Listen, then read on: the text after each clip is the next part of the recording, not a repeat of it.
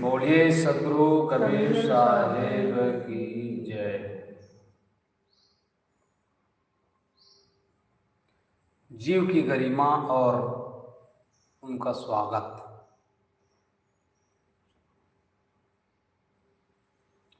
सद्गुरु कबीर साहब कहते हैं, जो जानो जग जीवना, जो जानो सो जीव, जो जानो सो जीवना, करो जीव को सार, जीरा ऐसा पावना मिले न दूजी बार। सार कहते हैं वास्तविकता को, सार कहते हैं मूल, सार कहते हैं सत्य को, और हमेशा स्वागत उसी का होता है। और वही सर्वोच्च होता है मुख्य रूप से। यदि जीव अपने स्वरूप को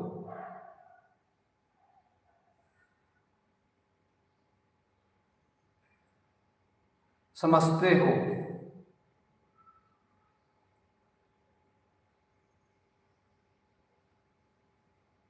तो उसे पूर्ण प्रमाणित सर्वोच्च समझो, सत्ता समझो और उसका स्वागत करो। जो जानो जीव जीवना, यदि जीव को जानते हो, अपने स्वरूप को समझते हो,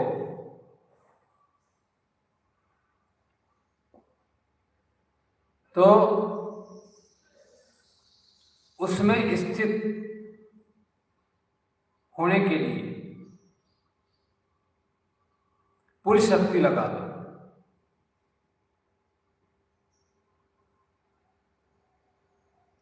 क्योंकि संप्रदाय, संसार में अनेक संप्रदाय है, अनेक मत है, अनेक पंथ है।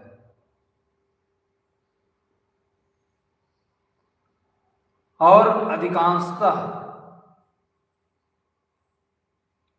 संप्रदाय वाले जीव को तुच्छ समझते हैं। वह तो तुच्छ है, परिच्छिन्न है, तुम कुछ नहीं कर सकते, तुम अल्पज्ञ हो, अंश हो, आभास मात्र हो, प्रतिबिंब हो।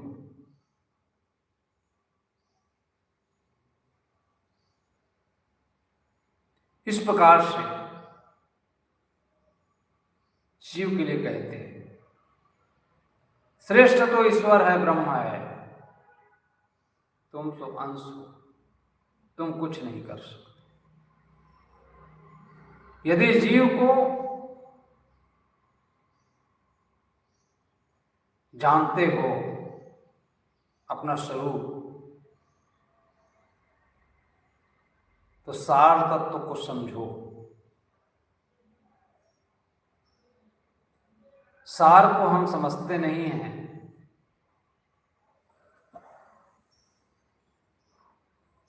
जो सर्वोच्च दशा उसको हम जानते नहीं।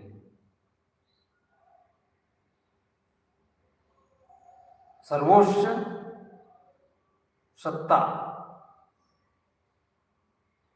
सत्ता दो का है, पहला है जड़ और दूसरा है चेतन। जड़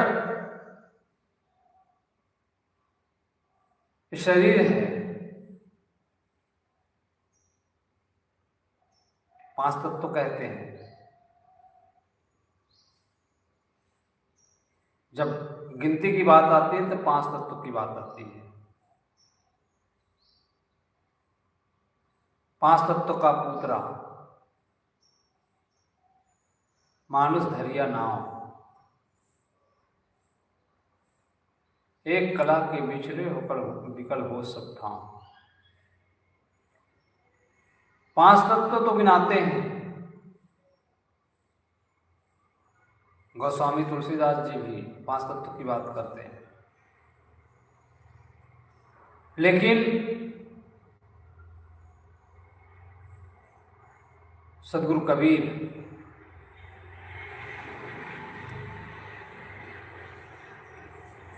चार तत्व जड़ को मानते हैं।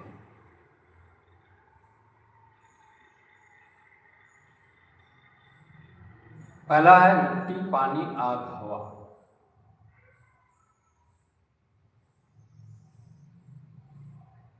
मिट्टी जड़ है, पानी जड़ है, वायु जड़ है, आग जड़ है। लोग जो है आकाश को भी मानते हैं, लेकिन आकाश पोल है, तत्व नहीं है। तो पांचवा तत्व क्या है?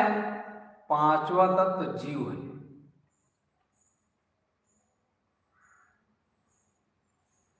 इसे सदगुरु कबीर ने कहा पांच तत्व का पुत्र। चार तत्व है, इसमें जीव बैठा हुआ है, और वह जब निकल जाता है, एक कलाक के पीछे निकल हो सकता हूं। एक तत्व उसमें निकल जाता है तो इस शरीर की कीमत नहीं रह जाती। तो तत्व चार पारक सिद्धांत के अनुसार इसमें जो सार है, जैसे दूध, दूध का सार घी है,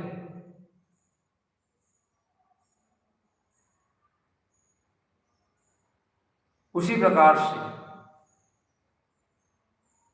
सदगुरु कबीर ने कहा जो तिलमाही तेल है, जो चकमक में आग, तेरा साईं तुझ में जाग सके तो जाग। जो जाना हो जग जीवना।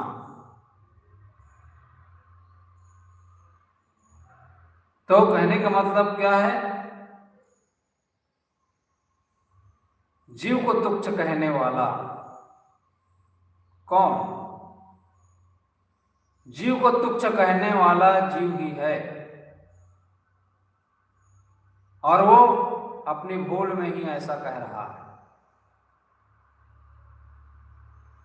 जब अपने स्वरूप का बोध हो जाएगा, स्वरूप की पहचान हो जाएगी, तो वह जो है ऐसा नहीं कह सकता। वह जीव को तुच्छ कहने का अपराध नहीं करेगा।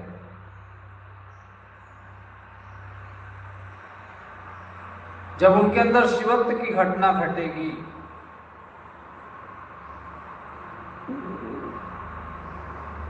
जीव को हटा देने के बाद कुछ भी नहीं बचता।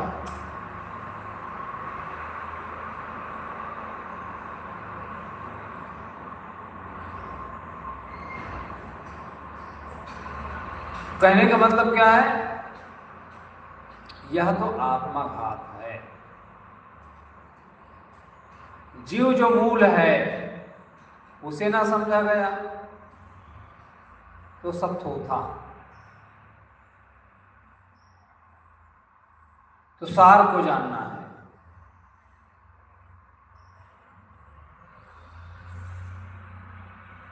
आत्मा स्वयं सर्वोच्च सत्ता है।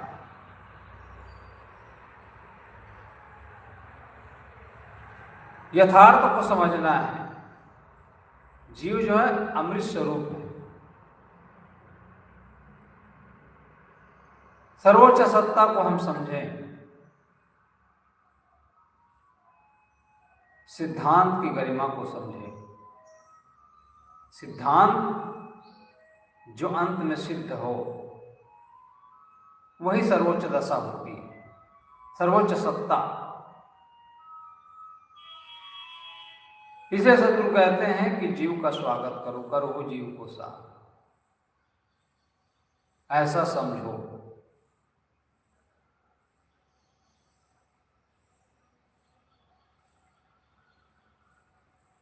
अपने आप को सारे बंधनों से छुड़ा लेना। जब सारे बंधनों से छूट जाता है तब यही शिवत्व है। बंधन बनाया हमने। जीव तो बंधन से रहित है, लेकिन मान्यतावश बंधन हमने बनाया और बंधन की वजह से बारंबार शरीर धारण करना, फिर छोड़ना, यही काम चलते आ रहा है। अपने स्वरूप का बोध हमें नहीं होता है, इसी कारण से जीव जो है अनेक खानियों में भटकता रहता है।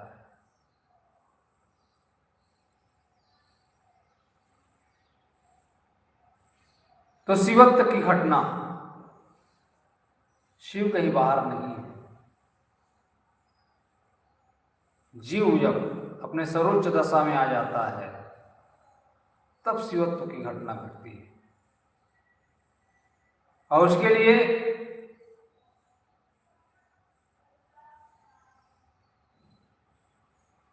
बहुत त्याग, तपस्या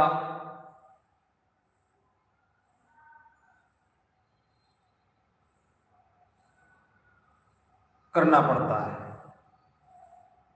उसके लिए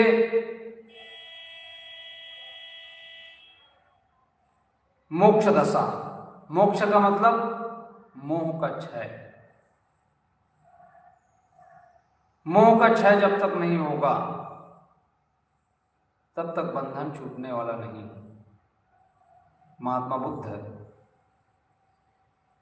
बुद्ध रास्ते रास्ते जा रहे थे। महात्मा बुद्ध ने अपने शिष्य आनंद से कहा कि आनंद,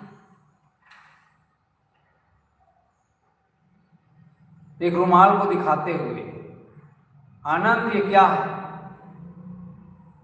उसने कहा गुरुदेव, यह एक रुमाल है।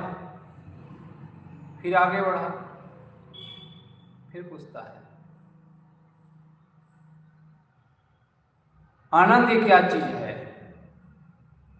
उसने कहा गुरुदेव, एक रुमाल है और इस रुमाल में बहुत सारे गांठें लगी हुई है। फिर कुछ दूर गया, फिर पूछा आनंद ये बताओ, ये गांठें कैसे खुलेगी? आनंद ने कहा गुरुदेव, जिस प्रकार से हम गांठ लगाए हैं उसी प्रकार से उसके जस्ट विपरीत खोलेंगे, गांठें खुल जाएगी।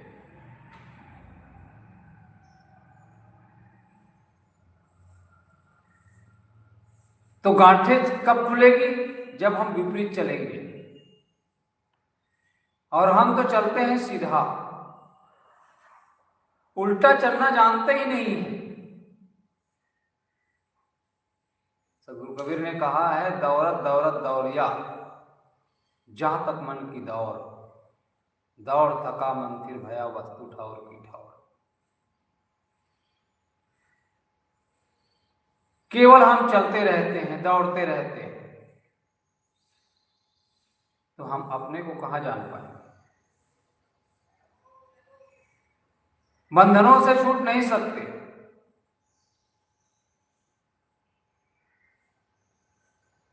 हम तो हर रोज जिस प्रकार से हमारी कलाई है, उस कलाई में एक रस्सी डेली बांधे हर रोज।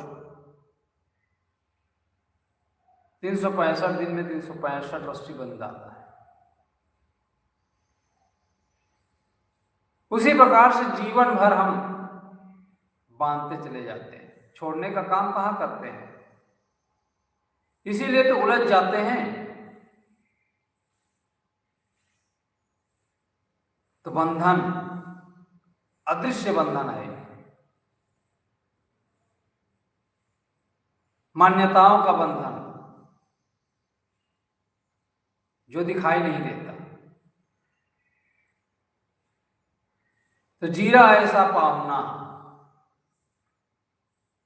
ये जीव ऐसा पाहुना है, लेकिन यहां आकर के भूल गया। बंधन को ही सही मानने लगा, जो असार है उसी को ही सार मानने लग गया। भ्रम, आदमी भ्रम में तो जी रहा है। रस्सी को सर्प समझता है भ्रमवश, उसी प्रकार असार चीजों को सत्य मानकर बच्चे की भांति, बच्चा जिस प्रकार से खिलौना में प्रसन्न हो जाता है, उसी प्रकार से मान्यताओं में भूल जाता है और मान्यताओं में भूल करके अनेक प्रकार के कष्ट पाता है, दुख पाता है, पीड़ा पाता है। समझ ही नहीं पाता वो कि मेरी गरिमा क्या है, मैं कौन हूं। समझना इसको है। यह मानव जीवन बारंबार मिलने वाला नहीं है। सदगुरु कबीर साहब ने साखी में कहा है, मानुष जन्म दुर्लभ है, बहुरिन दूजी बार, पक्का फल जो गिर पड़ा बहुरिन लागे डार। पक्का फल पेड़ से गिर जाता है, पुनः उसी डंगाल पर नहीं लगता। उसी प्रकार से जीव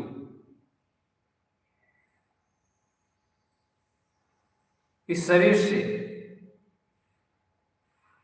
निकल जाता है। निकल जाने के बाद यह दोबारा इस शरीर में प्रवेश नहीं करता। इसलिए समय बहुत कम है, समय बहुत थोड़ा है। इस थोड़े से समय में काम करना है आज। यही जीवन की सफलता है, यही जीव की सार्थकता है। अन्यथा धोखे में जीवन बीत जाएगा, समय यूं ही निकल जाएगा।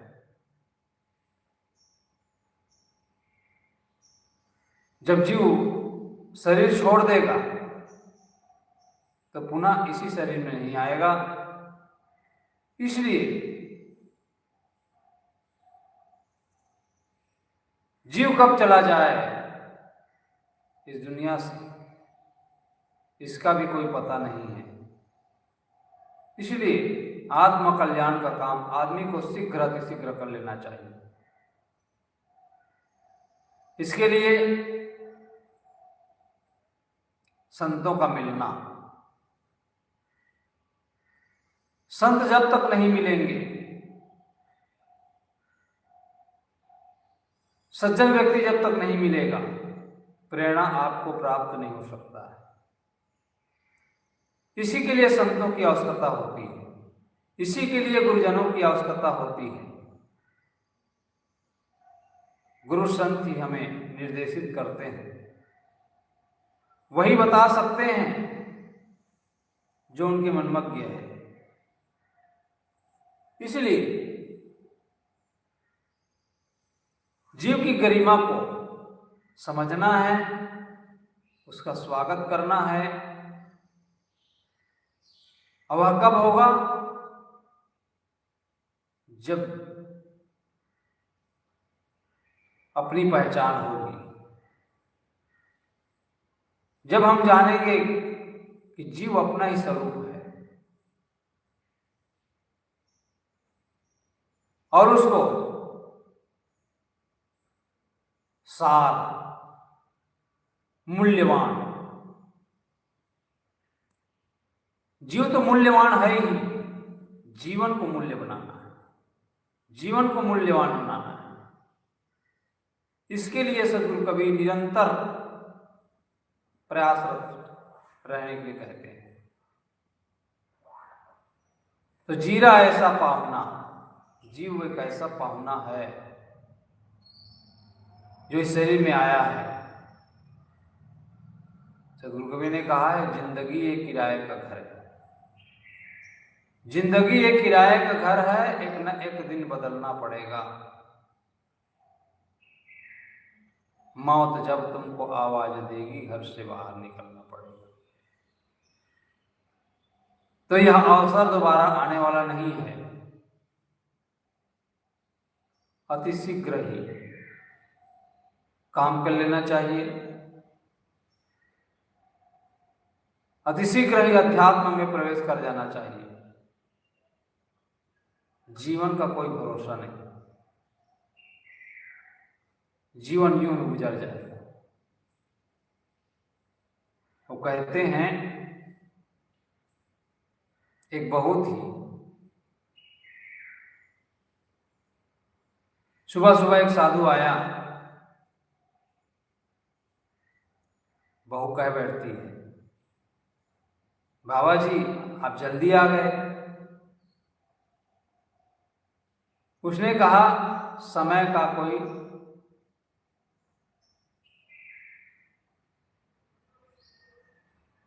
कोई ठिकाना नहीं है।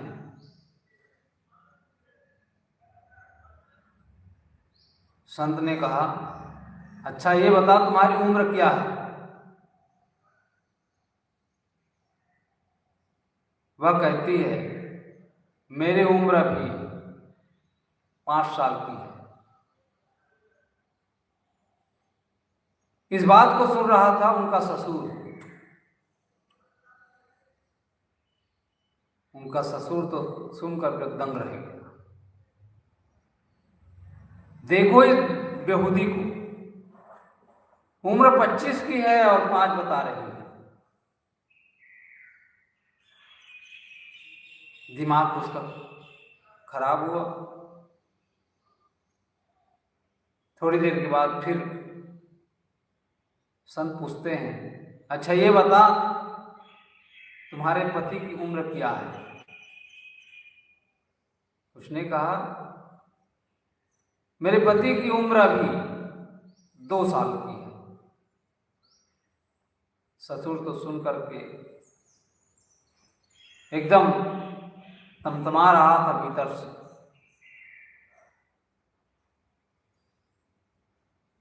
संत ने फिर पूछा,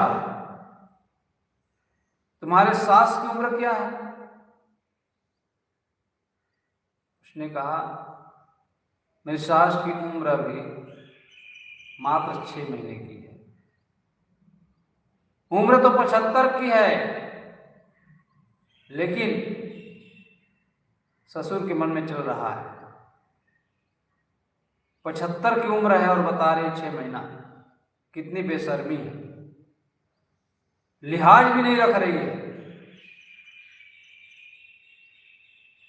अंत में पूछा, तुम्हारे ससुर की उम्र क्या है? उसने कहा, वो बात अभी पैदा हुआ ही नहीं है। अच्छा, इस बात को पीछे कुछ दूर में खड़ा खड़ा उसका ससुर सुन रहा था।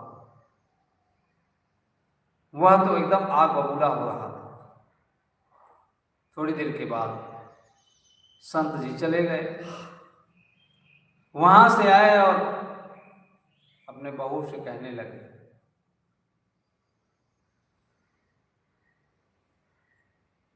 तूने हम लोगों की बेइज्जती कर दी। तुम्हारी उम्र 25 की है और 5 बता रही हो। पति का 2 साल बताया और सास का 6 महीना। और मुझे तो कहा कि पैदा ही नहीं हुआ, 80 साल का मेरा उम्र है। तुम्हारा दिमाग तो खराब नहीं हो गया है? और तुमको पूछने की क्या आवश्यकता कि किस समय आए?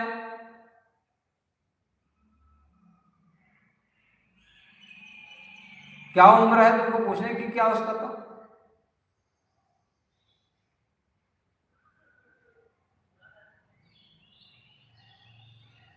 बहू कहती है, लेकिन बहू की बात को ससुर नकार देते हैं। बहू ने कहा, यदि तुम्हें यकीन नहीं है तो संत के पास चलते हैं। ले गए,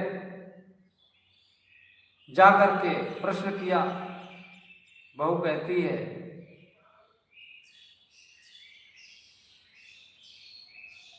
कि अभी से क्यों आ गए, मैंने प्रश्न किया था आपसे। इसका मतलब क्या है स्वामी जी बताइए।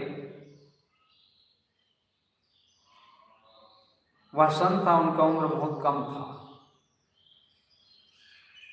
इसलिए उन्होंने कहा कि समय का कोई ठिकाना नहीं है, इसलिए मैं जल्दी आ गया। मन कब भाग जाएगा इसका क्या पता, इसलिए मैं जल्दी आ गया।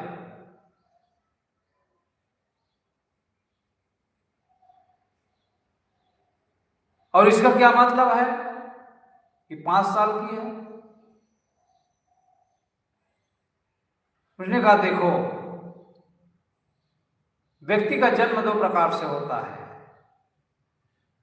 पहला, शरीर शरीर शरीर का जन्म माता पिता के द्वारा होता है, और दूसरा अध्यात्म जगत में गुरु के द्वारा आध्यात्मिक ज्ञान। और वह जो है 5 साल से प्राप्त है। 5 साल से संतों के पास उठती है, बैठती है, संतों से ज्ञान प्राप्त करती है। जीवन बदल गया 5 साल में, उलट दिया गया।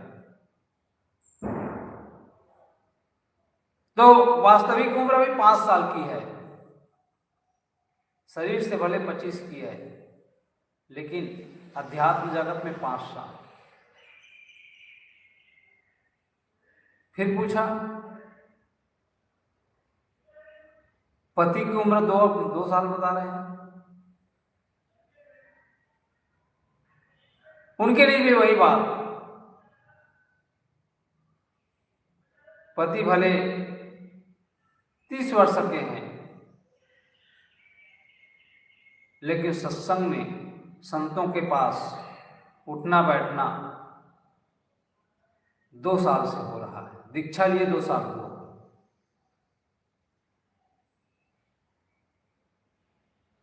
सास को भी बताया, अभी 6 महीना ही हुआ है, अभी संतों के पास आना जाना, दीक्षा लिए। लेकिन पिताजी, आपका उम्र भले 80 वर्ष का है,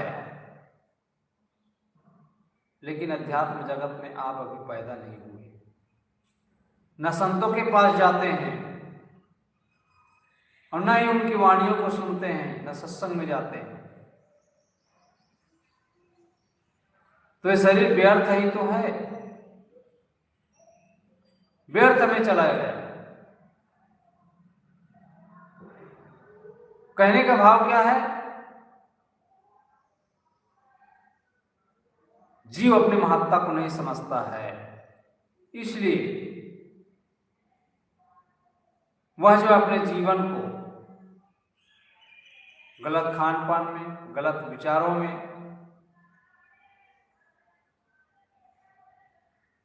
गलत चिंतन करके अपने जीवन को बिता देता है कुसंग में। इसलिए वह अपने सर्वोच्च दशा को नहीं समझ पाता है। जीव तो मूल्यवान है, हीरा है, लेकिन तराशने वाला भी कोई चाहिए। हीरा में 56 पहल होते हैं। जो जो उनको तराशा जाता है तो उसकी चमक बढ़ती है। उसी प्रकार से जीव में शिवत्व की घटना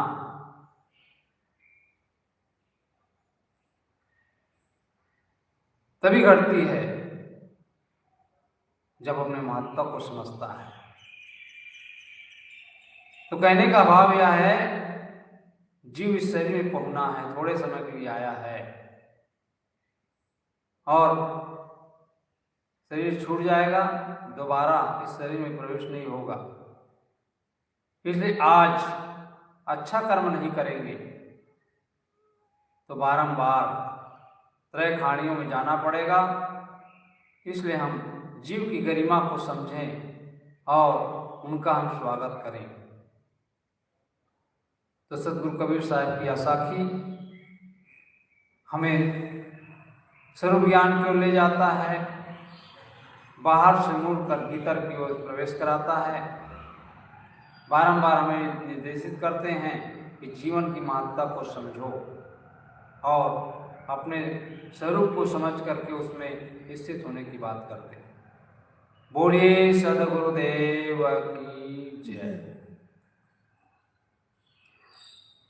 वंदनीय गुरुदेव तुमको, वंदनीय गुरुदेव, वंदनीय गुरुदेव तुमको, वंदनीय गुरुदेव। काल जाल के फंदा भारी, काल जाल के फंदा भारी, परख लखायऊ भेव तुमको, वंदनीय गुरुदेव, वंदनीय गुरुदेव तुमको, वंदनीय गुरुदेव। वेद शास्त्र सब खोजत हारे, वेद शास्त्र सब खोजत हारे, मर्म न जानत केव तुमको, वंदनीय गुरुदेव, वंदनीय गुरुदेव तुमको। गुरु समान और को दाता, गुरु समान और को दाता, ताकि करिए सेवा तुमको, वंदनीय गुरुदेव, वंदनीय गुरुदेव तुमको, वंदनीय गुरुदेव। साहिब कबीर अभय पद दाता, साहिब कबीर अभय पद दाता, पूर्ण परख वंदनीय गुरुदेव, वंदनीय गुरुदेव तुमको, वंदनीय गुरुदेव। साहिब साहिब बोलिए सद्गुरु कबीर साहिब की जय, संत समाज की जय।